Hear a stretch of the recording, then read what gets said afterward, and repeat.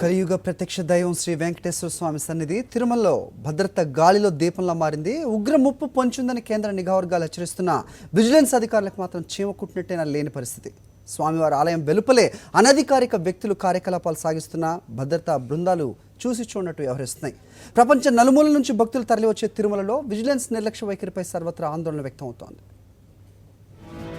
ఏడుకొండలపై వెలిసిన వెంకటేశ్వరుని దర్శించుకునేందుకు నిత్యం వేలాది మంది భక్తులు తిరుమలకు తరలివస్తారు. పండగలు, పర్వదినాల్లో ఈ సంఖ్య 1,00,000 దాటుతుంది.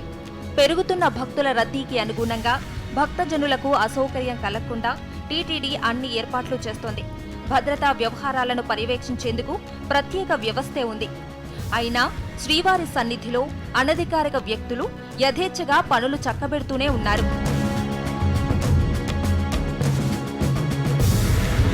ప్రపంచవ్యాప్తంగా పర్యాటకులను ఆకర్షిస్తోన్న తిరుమలకు ఉగ్రముప్పు పొంచి ఉందని నిఘా వర్గాలు హెచ్చరిస్తున్నాయి.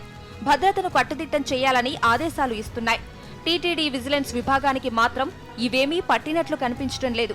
గుర్తింపు లేని వ్యక్తులు ఏకంగా మాఢవీధుల్లో వ్యాపారాలు చేసుకుంటున్నా అడ్డుకునే ప్రయత్నం కూడా చేయట్లేదని స్థానికులు ఆరోపిస్తున్నారు. స్థానికంగా నివసించే వారికి తిరుమలలో దుకాణాలు పెట్టుకుని వ్యాపారాలు చేసుకునేందుకు టీటీడీ అనుమతులిస్తోంది. అయితే అనధికారికంగా వందల సంఖ్యలో ఫోటోగ్రాఫర్లు, ఇతర వస్తువులు అమ్ముకునే వాళ్లు ఇక్కడ వ్యాపారాలు చేస్తున్నారు. వీరిని కట్టడి చేయాల్సిన భద్రతా అధికారులు మామూళ్ల మత్తులో జోగుతున్నారని స్థానికులు ఆందోళన వ్యక్తం చేస్తున్నారు. నా పేరు రమేష్ రెడ్డి సార్. 30 ఏళ్ళగా ఉన్నాం ఫోటోగ్రాఫర్గా. ఫోటోగ్రాఫర్ విలువైపోయింది. చాలా మంది విచ్చలు తిరిగి చాలా ఇదైపోయినారు ఇక్కడ. ఇప్పుడు వీళ్ళు వచ్చి ఒక 5 సంవత్సరాలు అయింది. అంతకుముందు ఎవరు లేరు. అంతకుముందు ఒక 3 నెంబర్స్ ఉండేది.